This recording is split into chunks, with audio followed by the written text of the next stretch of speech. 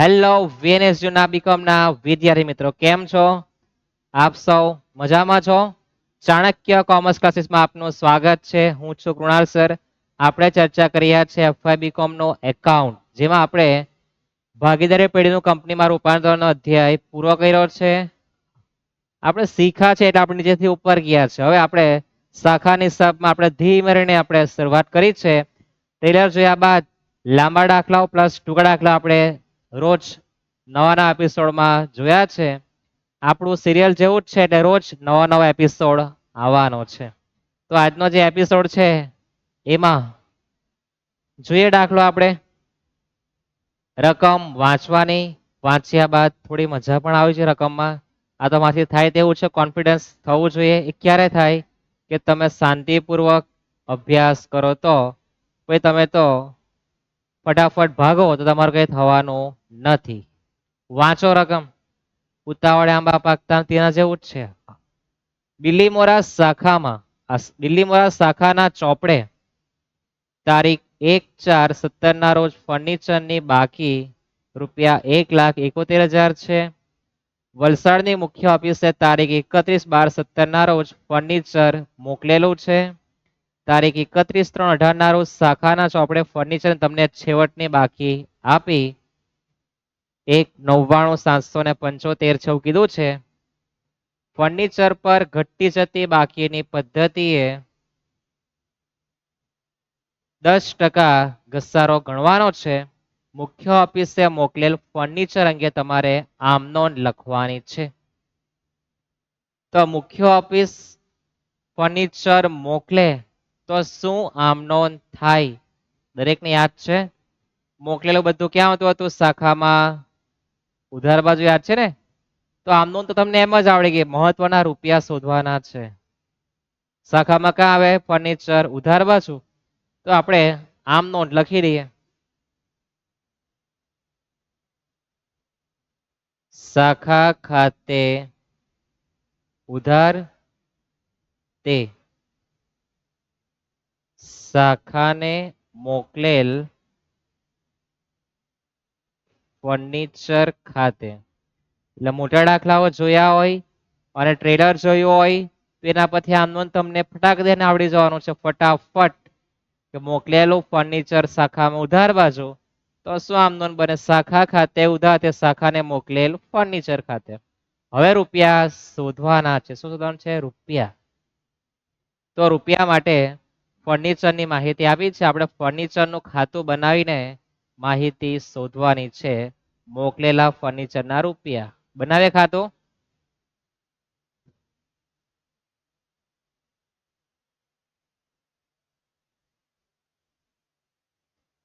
Furniture ખાતું.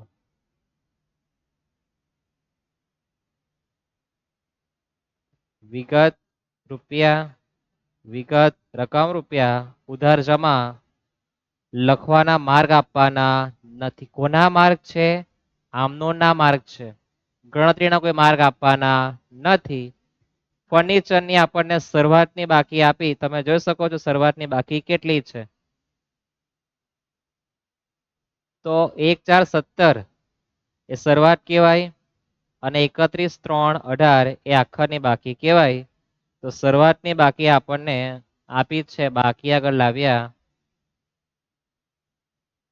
કઈ બાકી જોવાની? 17 વાળી. કેટલી છે? 1,71,000. અને જવા બાજુ છેવટની બાકી આપી છે 1,99,775. શરૂઆતની અને છેવટની બાકી લખાઈ ગઈ. આટલું પહેલા કામ કરવાનું. ત્યાર પછી વાંચો તો વલસાડની મુખ્ય ઓફિસે 31/12/17 ના રોજ આ 1/4/17 ની બાકી છે. આજે છે 31/3/18 ની બાકી છે. હવે 31/12/17 ફર્નિચર મોકલેલો તો શાખા પર આવે. તો મોકલેલ ફર્નિચર કઈ તારીખે છે? 31/12/17 મોકલી આપેલું છે. કેટલું તે તમે જાણતા નથી. અને ઘટતી જતી તમારે 10% ઘસારો ગણવાનો હોય સૂચના આપી. તો જે આપ્યું ત્યાં બધું લખેલું છે. કેટલું ફર્નિચર છે તે તમને ખબર નથી, પણ છેવટે કેટલું વધેલું છે તે તમને આપેલું છે. કેવી રીતના આપ્યું છે? તો શરૂઆતનો જે ફર્નિચર છે એના પર જો મારે ઘસારો ગણવો હોય, ઘસારો 10% છે. શરૂઆતનું મારું ફર્નિચર 1,71,000 નું છે. એના મેં 10% કરું તો મારો ઘસારો કેટલો આવે? 17,100. 1 મિનિટ ઘટી જવાનું. શરૂઆતની જે બાકી છે એના પર ઘસારો ગણવાનો. કેમ સીધો ગણ્યો? ઘટતી જતી બાકી છે, ઘટતી જતી બાકીમાં જે બાકી આપે એના પર ઘસારો ગણવાનો. હવે તમારે ધારી લેવાનું કે તમે જે મોકલેલું ફર્નિચર છે એ તમારું 100 રૂપિયાનું છે. સામે તમે ઘસારો ગણવા જાઓ તો ઘસારો તમારે ગણવો હોય કયો? મોકલેલું ફર્નિચર પર. તો કેટલો ઘસારો થાય? તો હવે તમારું 100 રૂપિયાનું ધારો કે ફર્નિચર છે, 10% ઘસારો ગણો તો કેટલા રૂપિયા આવે? 10 રૂપિયા. કેટલા આવવાના? 10 રૂપિયા. પણ સમયગાળો જો ઘસારો ક્યારે ગણાય? બધાને ખબર છે ને, વર્ષના અંતે ગણાય. તો સમયગાળો જો 31/12 થી. ક્યારથી? 31/12/17 થી તમારું હિસાબી વર્ષ પૂરું થાય 31/3/18. તમારું વર્ષ પૂરું થાય 31/3/18. તો પહેલો, બીજો અને 3 માસનો તમે બીજા મોકલેલા યંત્રનો ઉપયોગ કરે તો તમારે માત્ર 3 માસનો ઘસારો ગણવાનો, એટલે કે ગુણ્યા 3/12 કરો તો તમારો ઘસારો 2.5 આવશે. કેટલા આવશે? 2.5. કેટલો આવવાનો છે? 2.5. આ તમને સમજાવવું જોઈએ કે મોકલેલું ફર્નિચર છે ને તમારે 100 ધારી લેવાનું. એના પર ઘસારો ગણવો હોય તો આખા વર્ષનો ઘસારો 10 થાય. તમે તો માત્ર વાપર્યું 3 માસ, તો 3 માસનો જ ઘસારો ગણવાનો. તો 3 ગુણ્યા ભાગ્યા 12 કરો તમારો ઘસારો કેટલા આવે? 2.5. તો અહીંયા તમારી છેવટની જે બાકી છે એ 97.5 થવાની છે. ખ્યાલ આવે? કેટલી બાકી આવે? 97.5. હવે આ જે રકમ છે 1,99,775, એમાં શરૂઆતનું જે ફર્નિચર છે એની પણ બાકી સમાયેલી છે, અને બીજી કોની બાકી સમાયેલી છે? મોકલેલું છે એનું પણ તમારી બાકી સમાયેલી છે.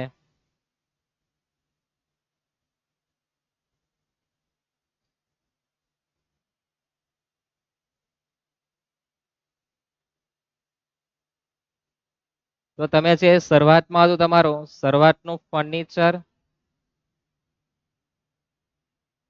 1,71,000, એમાં 17,100 ઘસારો ગણ્યો તો તમારે બાકી કેટલી રહેવાની? 1,71,000 માઇનસ 17,100 કરો તો શરૂઆતનું જે ફર્નિચર છે એની બાકી 1,53,900, અને જે મોકલેલું ફર્નિચર છે એમાં તમને ખબર નથી કે કેટલું છે.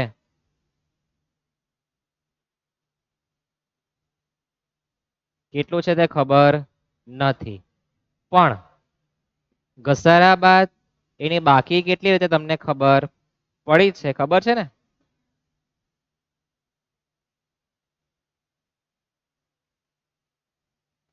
₹100 મોકેલ આપણે લખેલું જ છે. કેટલી ઘસારાની માહિતી ગણી છે આપણે? કેટલી? 2.5. તો બાકી કેટલી આવેલી છે? 97.5. 1,53,900 અને મોકલેલું ફર્નિચર છે એ બે બાકીનો સરવાળો કરે તો તમારો આન્સર 1,99,775 આવે. કેટલા આવે? 1,99,775. શરૂઆતનો જે ફર્નિચર છે એનામાં ઘસારો ગણો, જે બાકી વધે તે, અને મોકલેલું એની બાકી બે બાકી પ્લસ થઈને 1,99,775 અમને આપેલા છે. તો 1,99,775 માંથી માઇનસ કરો 1,53,900. તો જે મોકલેલું છે તે યંત્રની બાકી તમારી 45,875 હશે. આ બંને બાકી ભેગી થઈને છેવટની બાકી આટલી આવેલી. તો હવે આપણે પર એ બાકી કેટલી છે 97.5. તો ભાગ્યા 97.5 ગુણ્યા કરી દેજો 100. 1,99,775 માઇનસ 1,53,900. તો 45,875 ભાગ્યા 97.5 ગુણ્યા કરો 100. તો 47,051 રૂપિયાનું તમારું ફર્નિચર હશે. આ 100 છે ને?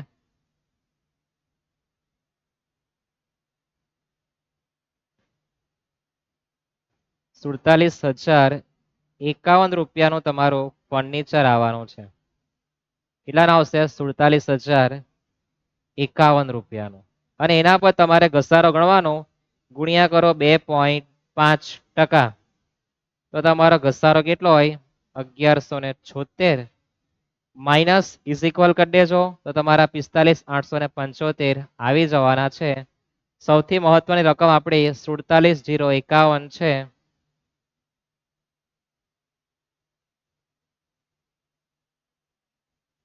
કેટલો આવે? મોકલેલા ફંડની કિંમત 47,051. તો તમે ખાતું બનાવીને પણ ગણી શકો અથવા આ પદ્ધતિનો પણ ઉપયોગ કરી શકો. આ સ્માર્ટ વર્ક છે, પણ આ સ્માર્ટ વર્કમાં તમારે થોડી જો સમજ શક્તિ નાખવી હોય તો આ રીતના તમે ગણી શકો છો. બંને રીતનો આપણે ઉપયોગ કરેલો છે. તમને જે રીત પસંદ આવે તમારે એનો ઉપયોગ કરવાનો. જોઈએ આપણે દાખલો 14 ગુણનો. આ કેટલા ગુણનો છે? 2 ગુણનો. આમનો ના ખતરનાક માર્ક આપવાના છે. સુરતના સચિન વલસાડમાં એક શાખા ધરાવે છે.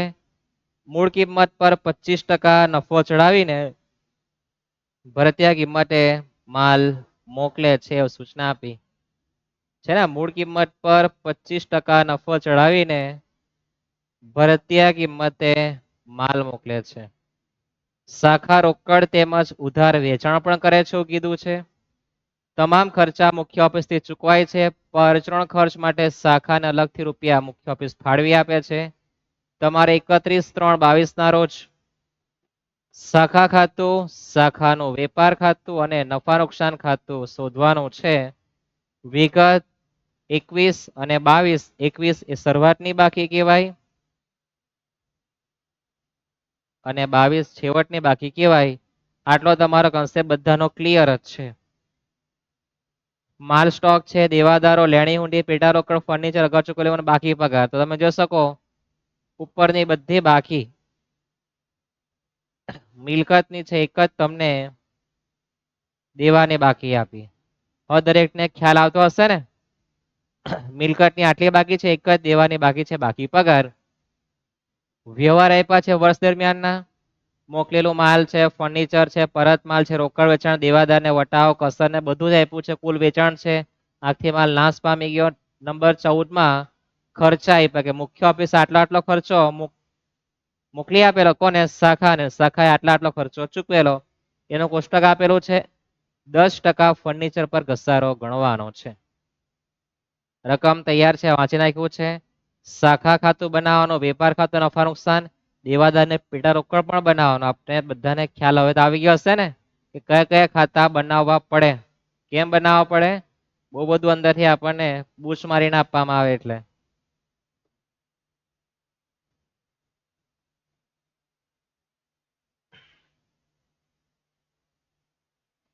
તો બનાવી દઈએ આપણે શાખા ખાતું.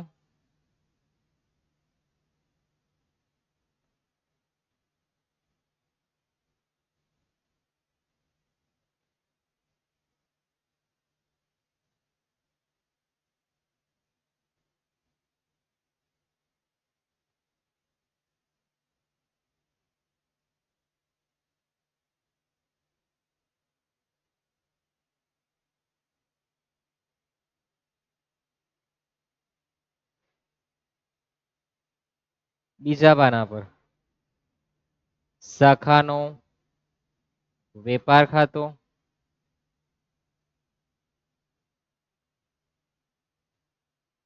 શાખાનું નફા નુકસાન ખાતું,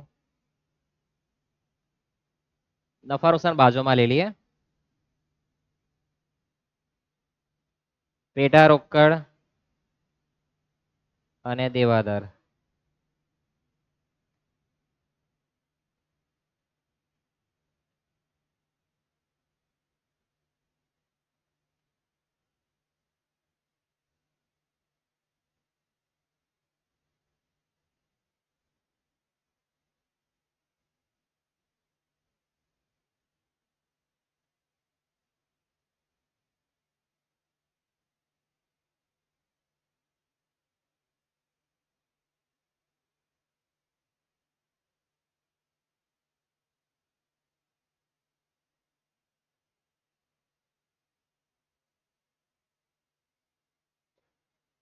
લીટી પાડવામાં ઉતાવળ રાખવી, લીટી પાડવાના કોઈ માર્ગ આપવાના નથી, પણ લીટી નહીં પાડશો તો માર્ક પૂરેપૂરા કાપી લેવામાં આવશે.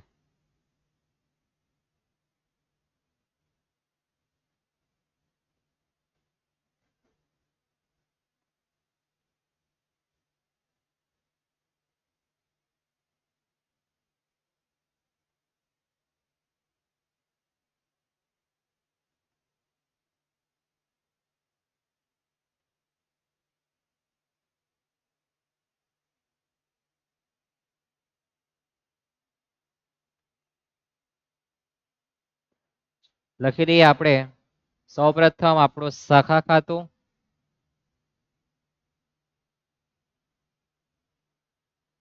વિગત રકમ, વિગત રકમ. ઉધાર જમા દરેકને હવે તો ખ્યાલ હશે જ ક્યાં લખવાનું છે. ત્યાર પછી વેપાર ખાતું, વિગત રકમ રૂપિયા, વિગત રકમ રૂપિયા. ત્યાર પછી નફા નુકસાન નો ખાતું, વિગત રકમ, વિગત રકમ રૂપિયા.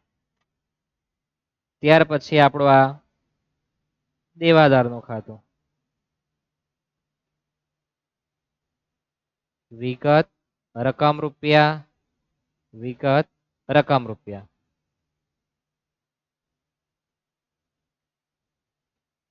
પેટા રોકડ નું ખાતું, વિગત રૂપિયા, વિગત રૂપિયા. બધાના ખાતા તૈયાર થઈ ગયા હશે આપણે માનીએ. હવે વાંચતું જવાનું, લખતું જવાનું, ડબલ એન્ટ્રી આવે. શાખામાં ઉધાર તો ગમે તે ખાતામાં ઉધાર, શાખામાં જમા ગમે તે ખાતામાં જમા. પણ શાખામાં નહીં આવે તો ક્રોસ એન્ટ્રી. વેપાર ખાતામાં ઉધાર તો ગમે તે ખાતામાં જમા હોઈ શકે, વેપાર ખાતામાં જમા તો બાકીના ખાતામાં ઉધાર હોઈ શકે. સમજાયું? યાદ રહેવું જોઈએ. શાખા સાથે સંબંધ, શાખામાં ઉધાર તો ગમે તે ખાતામાં ઉધાર, શાખામાં જમા તો ગમે તે ખાતામાં જમા જ થાય. યાદ રહેશે? સૌપ્રથમ આપણે બાકી લખવાનો પૂરેપૂરો પ્રયત્ન કરવાનો. શીર્ષક આપી દઈએ શાખામાં ઉધાર બાજુ, બાકી આગળ લાવ્યા. કોની બાકી લખવાની? મિલકતની. સામે જમા બાજુ પર બાકી આગળ લાવ્યા. કોની લખવાની બાકી? મિલકતની. ઉધાર બાજુ પર બાકી આગળ લઈ ગયા. કોની લખવાની? દેવાની. જમા બાજુ પર બાકી આગળ લઈ ગયા. કોની લખવાની? મિલકતની. શરૂઆતની બાકી મિલકતની ઉધાર, છેવટની બાકી જમા. દેવાની શરૂઆતની બાકી જમા, છેવટની બાકી ઉધાર. ટાઇટલ આપી દેવાનું. ત્યાર પછી વેપાર ખાતામાં શરૂઆતનો સ્ટોક અને જમા બાજુ પર છેવટનો સ્ટોક.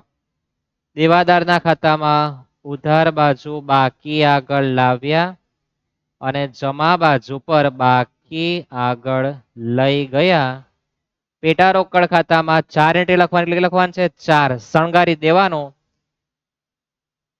બાકી આગળ લાવ્યા મળેલ પેટા રોકડ, પરચુરણ ખર્ચ અને બાકી આગળ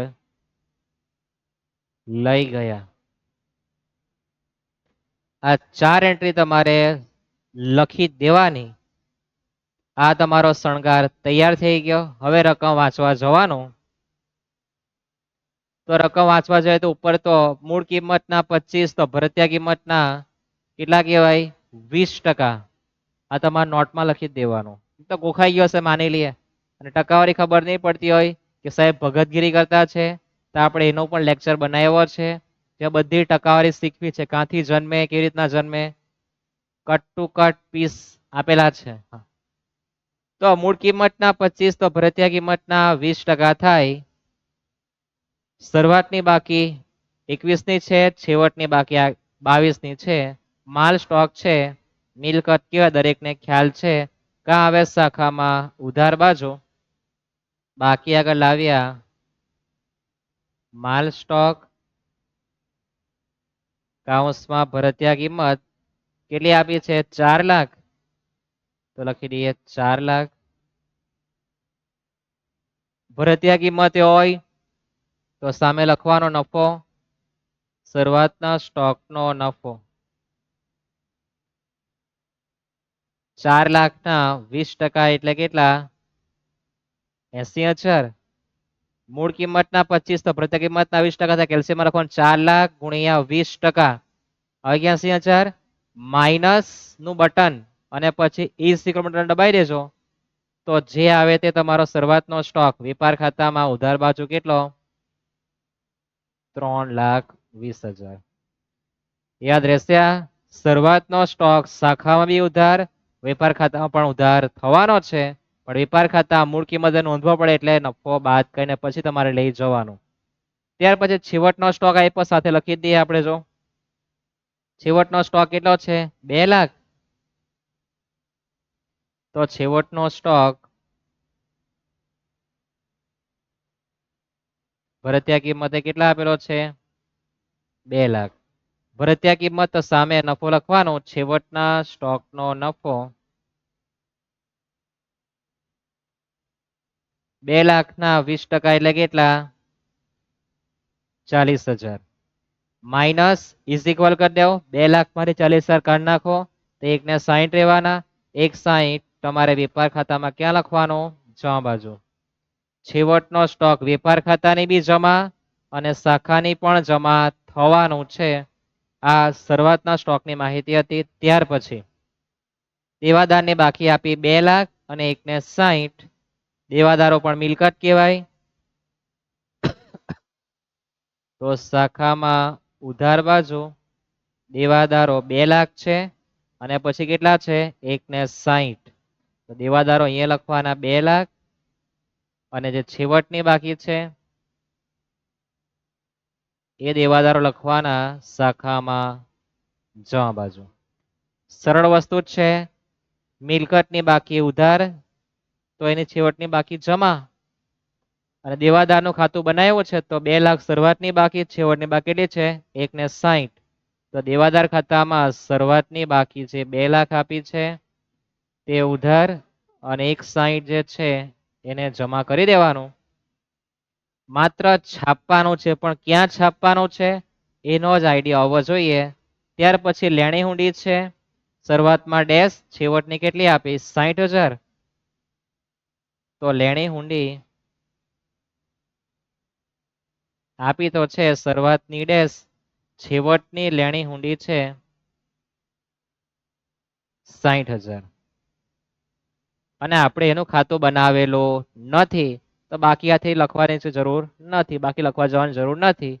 પેટા રોકડ છે 2,000 અને 800.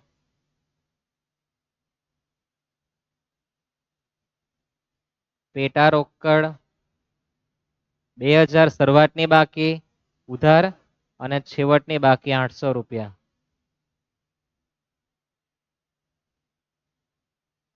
અને પેટા રોકડનું ખાતું બનાવેલું છે તેના ખાતામાં જવાનું, શરૂઆતની બાકી 2,000 અને છેવટની બાકી 800 રૂપિયા લખવાની.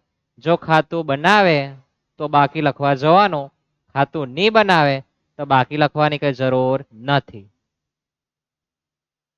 ત્યાર પછી ફર્નિચરની શરૂઆતની બાકી આપી 1,20,000, છેવટની બાકી ક્વેશ્ચન માર્ક છે લખીએ ફર્નિચર 1,20,000 છેવટનું ફર્નિચર શોધવાનું છે તો છેવટના ફર્નિચર માટે આપણે ખોખું પાડી મૂકીએ કે ભાઈ છેવટનું ફર્નિચર તને શોધવાનું છે. જો તો વિગતમાં ક્વેશ્ચન માર્ક કરી મૂકજો તમને ખ્યાલ આવે આ ગોતવાનું છે. એનું ખાતું આપણે બનાવ્યું નથી તો એની બાકીની બીજી સર આપવાની જરૂર નથી. આ બધું મિલકત છે. શરૂઆતની બાકી ઉધાર છેવટની બાકી જમા થાય. હજુ કોઈ દેવું જન્મેલું નથી. અગાઉથી ચૂકવેલ વીમો એ પણ મિલકત કહેવાય. 2000 ને 2800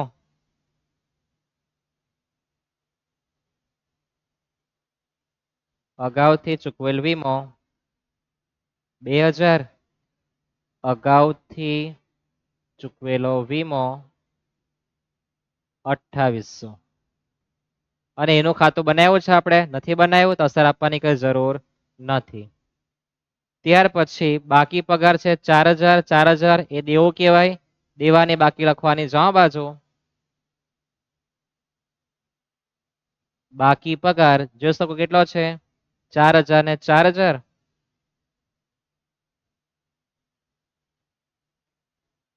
શરૂઆતની બાકી જમા તો છેવટની બાકી ક્યાં આવે ઉધાર બાજુ. બાકી પગાર 4000 રૂપિયા છે. તમે લોકો નજર મારી જ છે જોઈને બધા બાકી પગાર કેટલો છે 4000. એનું કઈ ખાતું બંધાયું નથી અસર આપવાની કઈ જરૂર નથી. બાકી લખાઈ ગઈ 2 માર્ક તમારી ઇજ્જતથી કિસ્સામાં આવી ગયા. વ્યવહાર વાંચીએ તો શાખાને મોકલેલો માલ ભરતિયા કિંમતે 8 લાખ છે. મોકલેલો બધું ક્યાં આવે શાખામાં ઉધાર બાજુ. બીજી અસર વેપાર ખાતામાં ક્યાં આપવાની ઉધાર બાજુ. પણ વેપાર ખાતામાં નફો બાદ કરીને પછી રકમ લખવાની યાદ છે ને. શરૂઆતના છેવટમાં આપણે જોઈ ગયા છે. શાખામાં લખો ઉધાર બાજુ મોકલેલ માલ 8 લાખ. મોકલેલ માલ કાઉન્સમાં ભરતિયા કિંમતે 8 લાખ સામે મોકલેલ માલનો નફો ભરતિયા કિંમતના કેટલા ટકા છે 20%. તો 8 લાખના 20% એટલે 1,60,000 માઇનસ ઇઝ ઇક્વલ કરી દેજો. અથવા એવું નહીં આવડે તો 8 લાખમાં 1,60 કાઢી નાખો. તો કેટલા રહેવાના છે 6,40,000. એ લખવાનું ક્યાં વેપાર ખાતામાં ઉધાર બાજુ. મોકલેલ માલ 6,40,000 એટલે મોકલેલ માલ શાખાને બી ઉધાર અને વેપાર ખાતાને બી ઉધાર પણ નફો બાદ રકમ વેપાર ખાતામાં લખવા જવાની. મોકલેલું ફર્નિચર છે 1, 10, 21 40,000. મોકલેલું ફર્નિચર મોકલેલું બધું ક્યાં આવે શાખામાં ઉધાર બાજુ. મોકલેલ ફર્નિચર 1, 10, 21 મોકલેલું છે કેટલાનું 40 છે ને. મોકલેલું ફર્નિચર 1, 10, 21 કેટલું છે 40,000. મોકલેલું બધું ક્યાં આવે શાખામાં ઉધાર બાજુ. ફર્નિચરનું આપણે ખાતું બનાવ્યું નથી આપણે ટુકડા આખરમાં જોઈ ગયા હતા. કોઈની ઈચ્છા તો ખાતું બનાવી શકે. ત્યાર પછી વાંચો આગળ. શાખાને મોકલેલ પેટા રોકડ 2800 છે. મોકલેલું બધું ક્યાં આવે શાખામાં ઉધાર બાજુ. તો મોકલેલ પેટા રોકડ 2800 રૂપિયા છે. કેટલા છે 2800. શાખામાં ઉધાર તો ગમે તે ખાતામાં ઉધાર થાય ખ્યાલ છે ને. તો મોકલેલ પેટા રોકડમાં ઉધાર બાજુ 2800 રૂપિયા યાદ રહેશે. આ મોકલેલું શાખામાં ઉધાર તો ગમે તે ખાતામાં ઉધાર જો ખાતું બનાવ્યું હોય તો. ત્યાર પછી શાખાએ પરત કરેલ માલ ભરતિયા કિંમતે કેટલો છે 40,000. તો મોકલેલો માલ જો ઉધાર થતો હોય તો પરત માલ ક્યાં આવે જમા બાજુ. પરત માલ 40,000. કાઉન્સમાં ભરતિયા કિંમત આપી જ છે. સામે પરત માલનો નફો લખવાનો.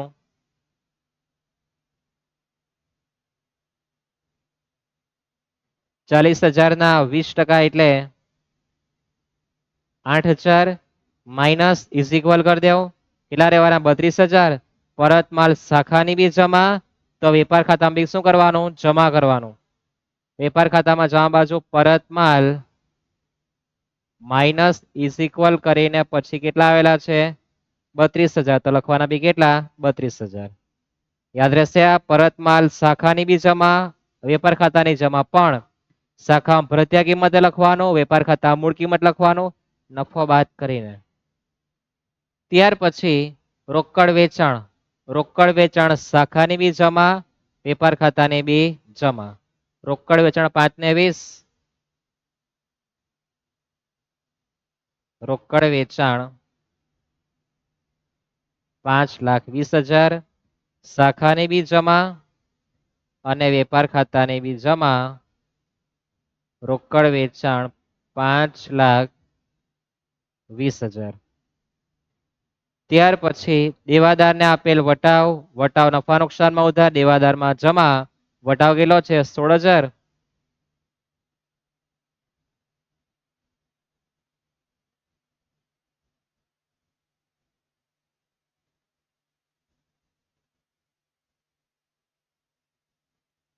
દેવાદારને આપેલ વટાવ નફા નુકસાનમાં ઉધાર, દેવાદારમાં શું કરવાનું જમા કરવાનું, ક્રોસ એન્ટ્રી છે યાદ છે. ત્યાર પછી કુલ વેચાણ 12 લાખ આપેલું છે, તો આપણે ચર્ચા કરી ગયા છે કે કુલ વેચાણ વેપાર ખાતા આપણે લખતા નથી, પણ રોકડ કે ઉધાર માટે આપણે એને ઉપયોગમાં લઈએ તો આપણી પર કુલ વેચાણ કેટલું આપેલું છે 12 લાખ છે ને, એમાંથી રોકડ વેચાણ 5,20,000 બાદ કરી દેવાના, તો આપણને શું મળે ઉધાર વેચાણ. હવે આપણે શીખ્યા છે કુલ વેચાણ આપણે નોંધતા નથી, આપણે છૂટા છેડા આપીને લખતા છે કે રોકડ વેચાણ 5,20 કાઢી નાખવાનું, તો 12 લાખ માઇનસ કરો 5,20,000, 12 લાખ માઇનસ 5,20,000 રોકડ વેચાણ કાઢી નાખો તો તમારું ઉધાર વેચાણ 6,80,000 આવવાનું છે. ખ્યાલ આવે? કુલ વેચાણ આપણે લખતા નથી, આપણે શું લખતા છે છૂટા છેડા આપીને કે રોકડ ને ઉધાર બે ભેગું થાય ને કુલ વેચાણ થવાનું છે, તો રોકડ આપ્યો હોય તો આપણને ઉધાર મળે ને ઉધાર આપે તો રોકડ મળે, તો કુલમાંથી રોકડ કાઢી નાખ્યો 5 ને 20, તો આપણને ઉધાર કેટલું મળ્યું 6,80. આ ઉધાર વેચાણ વેપાર ખાતામાં શું થાય જમા, અને દેવાદાર ખાતામાં શું થાય ઉધાર વેચાણ ઉધાર થવાનું. યાદ રહેશે ઉધાર વેચાણ વેપાર ખાતામાં જમા, દેવાદારમાં ઉધાર બાજુ લખવાનું. કુલ વેચાણ માટે આ તમારે જુગાડ કરવાનો છે. ત્યાર પછી દેવાદારે પરત કરેલો માલ, દેવાદાર એટલે ગ્રાહક, ગ્રાહક પરત કરતા આપણે ક્યાં લખતા છે વેપાર ખાતામાં ઉધાર અને દેવાદારમાં જમા. ગ્રાહકોએ પરત કરવામાં કેટલો છે 12,000, ગ્રાહકોએ પરત કરેલ માલ 12,000, વેપાર ખાતામાં ઉધાર, દેવાદારમાં જમા, પરત માલ 12,000 રૂપિયા. ત્યાર પછી દેવાદારોનો નામંજૂર કરેલો વટાવ 4,000, તો વટાવ ક્યાં લખીએ આપણે નફા નુકસાનમાં ઉધાર અને દેવાદારમાં જમા, પણ નામંજૂર વટાવ આપણે ઊંધું લખવાનું, નફા નુકસાન શું કરી દેવાનું જમા, નામંજૂર વટાવ 4,000 રૂપિયા છે, નફા નુકસાનમાં જમા તો દેવાદારમાં શું થાય ઉધાર, નામંજૂર વટાવ 4,000. એટલે નામંજૂર વટાવ તમારે આ રીતના અસર આપવાની, દેવાદારમાં ઉધાર નફા નુકસાનમાં જમા. આપણું છે ટ્રેલરમાં બધું લખેલું પણ ભૂલી ગયા તો એકવાર પાછું કહી દીધું છે. ત્યાર પછી ગાલખાત પરત શાખાની જમા, નફા નુકસાન ખાતાની બી જમા. ગાલખાત પરત 6,000 છે,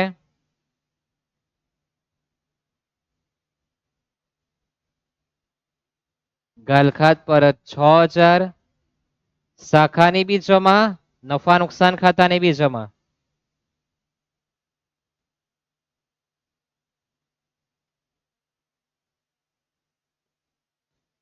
યાદ રાખજો, ગલખાત પરત શાખાની જમા, નફા નુકસાન ખાતાની પણ જમા. ત્યાર પછી દેવાદારો પાસેથી લેણી હુંડી. તો દેવાદારની માંથી લેણી હુંડી દેવાદારના ઘરમાં જવાની 1 લાખ. દેવાદારના ઘરમાં ઘૂસી જઈએ અને લખી દઈએ લેણી હુંડી 1 લાખ. હવે આ ક્યાં આવે? બીજી સર આવે નહીં ગઈ.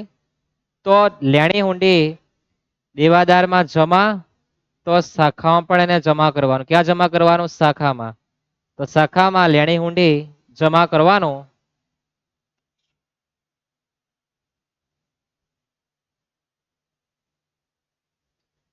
₹1,00,000 લેણી હુંડી આપણે શાખામાં જમા કરવાનું. શાખામાં જમા બાજુ પર છો, લેણી હુંડી ખાતે આપણે 60,000 રૂપિયા જમા પહેલેથી કર્યા જ છે. 1,00,000 માં 60 જમા થઈ જ ગયા. તો જમા કરવાના મારા બાકી કેટલા છે? 40,000. કેટલા બાકી છે? 40. તો માત્ર રાખવાના કેટલા? 40,000. સૌથી ખતરનાક વસ્તુ છે. યાદ રહેશે, લેણી હુંડી શાખામાં જમા 1,00,000 રૂપિયા, દેવાદારમાં બી જમા 1,00,000 રૂપિયા થવી જોઈએ. શાખામાં જમા 60,000 પહેલેથી છે જ બાકીમાં. 40,000 આપણે હુંડી વટાવેલી સમજવાની. ઓકે, જઈએ આગળ. આગથી નાશ પામેલો માલ ભરતિયા કિંમતે કેટલો છે? 20,000. આગથી માલ નાશ પામે એટલે માલ જાય તો જમા. કોની? વેપાર ખાતાની જમા. માલ છે ને, માલનું બધું કે આ વેપાર ખાતામાં આવે. વેપાર ખાતામાં જોઈએ. આગથી નાશ પામેલ માલ 20,000 કાઉન્સમાં ભરતિયા કિંમત છે.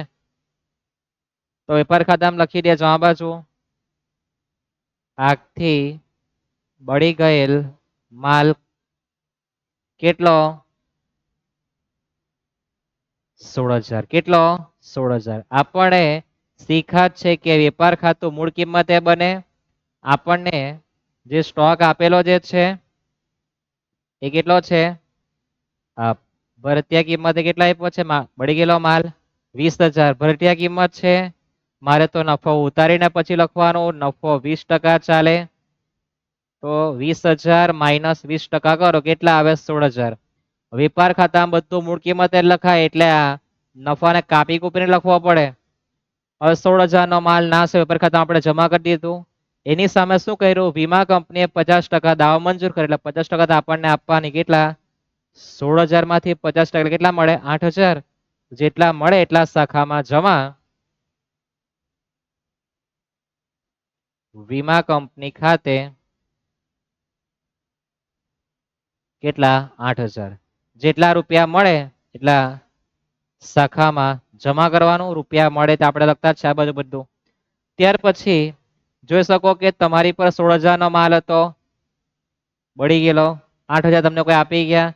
તો તમારા માટે માત્ર 8,000 નું નુકસાન થવાનું છે. કેટલું નુકસાન થવાનું છે? માત્ર 8,000 નું. એ લખવાનું નફા નુકસાન ખાતામાં ઉધાર બાજુ. આગથી થયેલ નુકસાન શું લખવાનું? આગથી થયેલ નુકસાન 8,000 રૂપિયા. યાદ રહેશે? આગથી થયેલ નુકસાન કેટલું લખવાનું છે? 8,000. એટલે સૌથી ખતરનાક હવાલો હતો. પછી તો ગાલખાત આપી 4,000. ગાલખાત નફા નુકસાનમાં ઉધાર. આપણા પૈસા બૂચ મરાઈ ગયા 4,000. નફા નુકસાનમાં ઉધાર, દેવાદારમાં જમા. ક્રોસ એન્ટ્રી યાદ છે ને?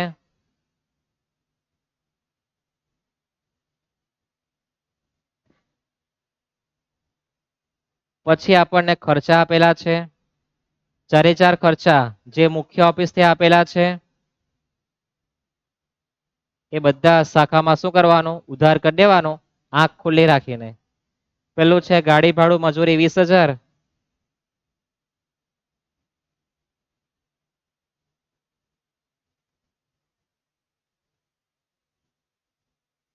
ગાડી ભાડું મજૂરી 20,000.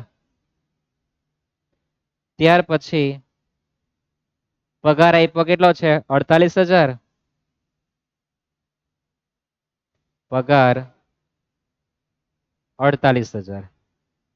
ત્યાર પછી ભાડું વેરો કેટલો? 24,000. તો ભાડું વેરો 24,000. ત્યાર પછી વીમો 4800. તો નીચે લખી દઈએ આપણે વીમો 4800. તો જે પણ ખર્ચા મુખ્ય ઓફિસ થી ચૂકવેલા છે, આ મુખ્ય ઓફિસ થી મળેલા છે ખર્ચા માટે રૂપિયા, એ બધા શાખામાં શું કરી દેવાનું? ઉધાર કરવાનો છે. હવે શાખાએ કેટલા વાપર્યા? જો શાખાએ ચૂકવેલા, તો શાખાએ ગાડી ભાડું મજૂરી કેટલા ચૂકવેલા છે? 14,000. ગાડી ભાડું મજૂરી ક્યાં આવે? વેપાર ખાતામાં. વેપાર ખાતામાં જવાનું, ઉધાર બાજુ ગાડી ભાડું અને મજૂરી 14,000 રૂપિયા આપણને આપેલા છે. હવે આપણે એ ચેક કરવાનું કે શાખા ખાતામાં એના કઈ હાથપગ આપેલા છે? કોના? ગાડી ભાડું અને મજૂરી માટે કઈ છે હાથપગ? આપ્યા છે આ બાજુ? પેલી બાજુ કઈ આપ્યા છે? નથી આપ્યા. તો લખવાના કેટલા? 14,000 રૂપિયા. કેટલા લખવાના? 14,000 ની કે 20,000. જેટલા શાખા વાપરે એટલા લખવાના વેપાર ખાતામાં. કેટલા? 14,000. તે તમારે લખવાના 14,000. ત્યાર પછી પગાર કેટલા આપ્યો? 40. પગાર ક્યાં લખાય? નફા નુકસાન ખાતામાં, ઉધાર બાજુ. પગાર 40 છે, પણ એના હાથપગ તમે જોઈ શકો આપેલા છે, યાદ છે ને? બાકી પગાર લખેલો કેટલો? 4,000 અને 4,000. તો તમારે 40,000 માં આ બાજુના 4,000 પ્લસ કરવાના, સામેના કાઢ નાખવાના. અહીંયા ભલે પગાર લખ્યો 48,000, પણ આપણે પગાર જેટલો ચૂકવેલો એમાં જ હાથપગ જોઈન્ટ કરવાના. એટલે 48 જગ્યા આપણે સમજ કેટલા? 40,000. 40 વત્તા 4 એટલે 44, માઇનસ 4 એટલે ક્યાં પહોંચી ગયા? 40. તો પગાર લખવાનો કેટલો? 40,000. ભૂલી જવાતું હોય તો કાઉન્સમાં લખી દેજો 40,000 પ્લસ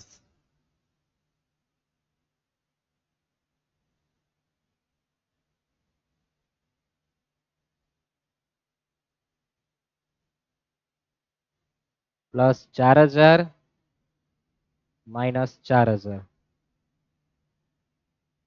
પગારમાં આ રીતના ઘટના બનવાની છે. ત્યાર પછી ભાડું વેરો આપણને કેટલા આપેલો છે? 20,000. ભાડું એમ કે બાકી આપણને આપી. અહીંયા પણ તમે જોઈ શકો છે કશે બાકી આપેલી ભાડું વેરાની? નથી ને. ભાડું વેરા કેટલો છે? 20,000. ક્યાં આવે? નફા નુકસાનમાં, ઉધાર બાજુ.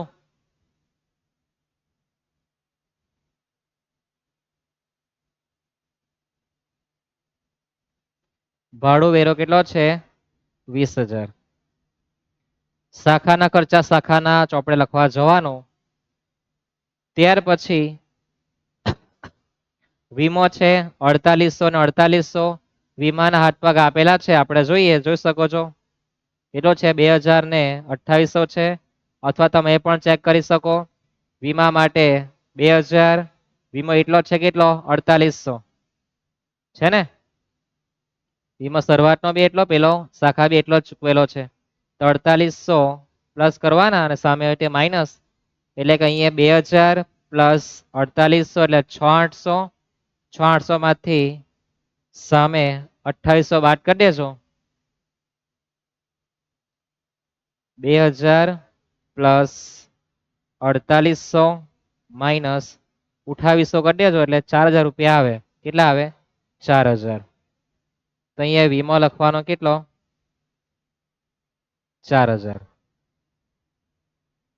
યાદ રહેશે? 2,000 પ્લસ 6,800 થઈ જતું ને? 2,000 પ્લસ 4800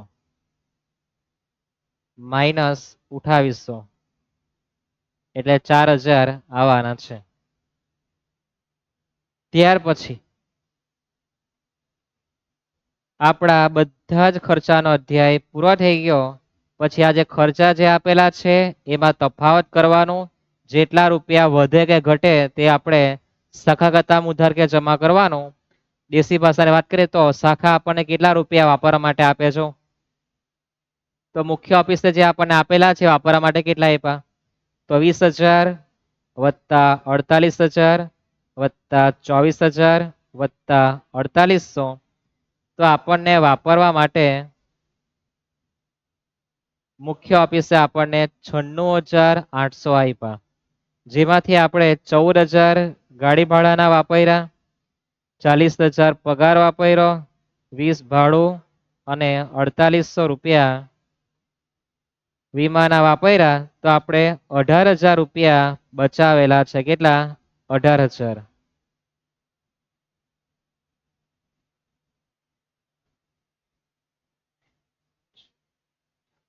તો 18 રૂપિયા જે બચાવેલા છે એ ક્યાં લખવાના? આટલા રૂપિયા આપણે બચાવેલા છે, બરાબર. આટલા વાપરવા આપેલા, એમાંથી આપણે વાપરી નાખ્યા બધા, તો આપણો આન્સર કેટલા આવે? 48,000 રૂપિયા આપણે બચાવેલા છે. તે આપણે પાછા શાખાને પાછા મોકલી આપીએ તો શાખા પર રૂપિયા આવી જવાના. તે લખવાનું રોકડ ખાતે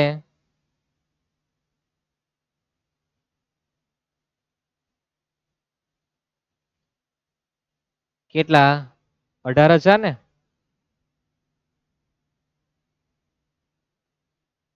₹18,000 જે બચેલા તે આપણે શાખાને પાછા આપી દઈએ, એટલે શાખા પર આવતા રહેવાના એમ કે. ત્યાર પછી આગળ ફર્નિચર વાર્ષિક 10% ઘસારો ગણવાનો છે. તો આપણું શરૂઆતનું ફર્નિચર કેટલું છે? 1,20,000. એના પર ઘસારો 10% એટલે કેટલો? 12,000. અને જે મોકલેલું છે એ મોકલેલું કેટલાનું છે? જો 40,000 નું. તો 40,000 ગુણ્યા 10%, અને એમાં સમયગાળો જો 1-10 થી 31-3-22 6 મહિના થાય, એટલે ગુણ્યા 6/12. અથવા તો કોઈને પેટમાં દુખતું હોય તો 40,000 ગુણ્યા આખા વર્ષના 10%, તો 6 માસના 5% થાય. તમારો ઘસારો કેટલા આવે? 2,000. 40,000 ના 5% કરો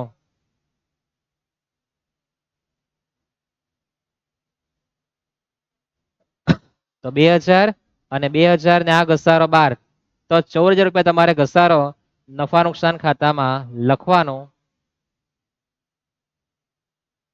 ફર્નિચર નો ઘસારો 14,000. પહેલો ઘસારો કેટલો છે? 12,000. બીજો 2,000. તો 14,000 તમારો ટોટલ ઘસારો થવાનો છે. હવે બાકીની વાત કરીએ તો શરૂઆતમાં હતું 12,000, એમાંથી આપણે આ ઘસારો કાઢી નાખવાનો. 40 માંથી આ ઘસારો કાઢી નાખવાનો. તો આમાં રહેવાના છે 1,08,000. અહીંયા રહેવાના છે 38,000. 38 એટલે 1,46. ફર્નિચરની છેવટની બાકી 1,08,000 પ્લસ 38 એટલે 1,46 થવાના. અહીંયા આપણી પાસે બાકી છે 1,46 આવવાની. જોઈ લો ફરીથી, 1,20,000 એના પર 10% ઘસારો એટલે 12,000 બાદ કરીને તમારે લખવાના કેટલા? 1,08,000. અને જે 40,000 નું જે મોકલેલું છે એના પર 5% એટલે 2,000 ઘસારો બાદ કરીને લખવાના કેટલા? 38. આ બંને બાકીનો સરવાળો એટલે તમારી ફર્નિચરની છેવટની બાકી કેટલી આવે? 1,46,000. ખ્યાલ આવે? ફરી એકવાર સમજૂતી લખી આપીએ છે. અને આ જે ઘસારો આપણો આવેલો છે 12,000, અને આ 2,000 એ નફા નુકસાનમાં આપણે જમા કર્યા છે, જોઈ લો. અને પછી જે બાકી વધી છે 1,08,000 અને 38,000, બેનો સરવાળો આપણે ફર્નિચર ખાતે જમા કરી દીધો. થઈ ગયો ને અહીંયા શાખામાં જમા. તો અહીંયા આપણે આખું પિક્ચર પૂરું થાય. સરવાળા કરવાના. સરવાળા માટે તમે એક્સપર્ટ છો જ, તો પણ આપણે થોડું ઝડપથી સરવાળા જોઈ લઈએ. તફાવત કરીને તમારો જે નફો ખોટ જોઈ લો. શાખામાં બધી એન્ટ્રી આવી ગઈ છે ને, કોઈ બાકી રહી નથી. જમા બાદનો સરવાળો પહેલા કરીએ. 80,000 પ્લસ 4,000. દિવાદાન કે બાકી છે હજુ? દીવાદારમાં પેલા તફાવત કરી દો, કદાચ પૈસા મળે તો આપણને ખબર પડે પાછું. તો બંધ કરી દઈએ પહેલા આપણે પેટા રોકડ ખાતું. પેટા રોકડ ખાતામાં તફાવત કરો, તફાવત કેટલો આવે? તો 2000 પ્લસ 2800 માઇનસ સામેના 800 રૂપિયા, તો તમારો 4000 પરચુરણ ખર્ચ આવે.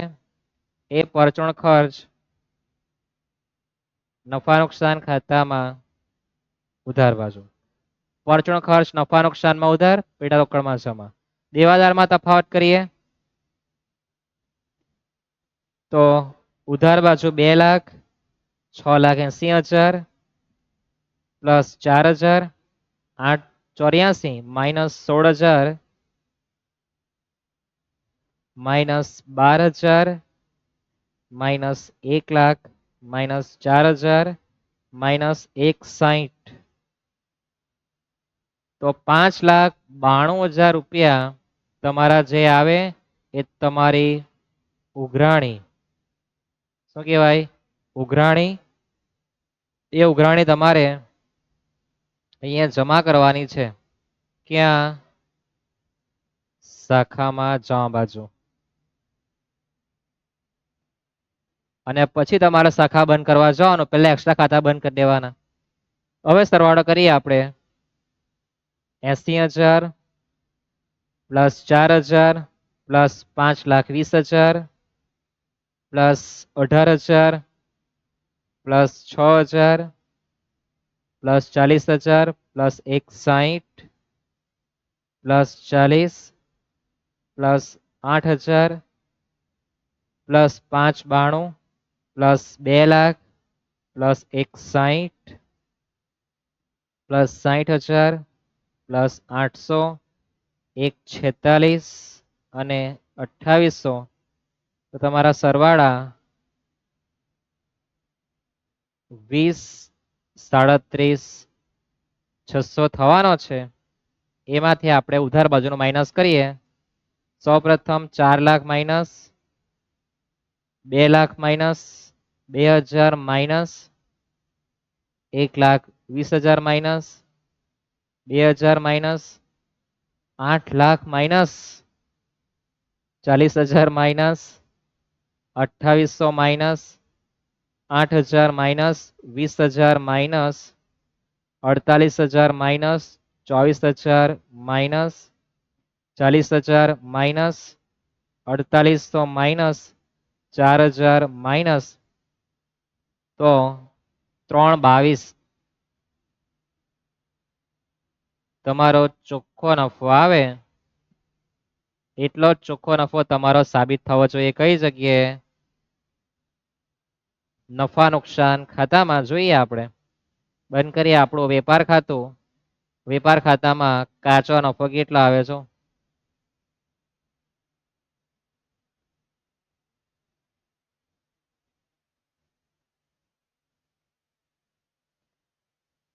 તો જમાનો સરવાળો કરીએ. 32,000 plus 5,20,000 plus 680 plus 16,000 plus 1,60,000.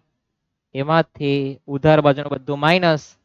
Minus 3 ને 20, માઇનસ 6 40, માઇનસ 14,000, માઇનસ 12,000, તો 4,22,000 રૂપિયા તમારો કાચો નફો આવે. એ કાચો નફો નફા નુકસાનમાં જમા કરી દેવાનો. એમાં પ્લસ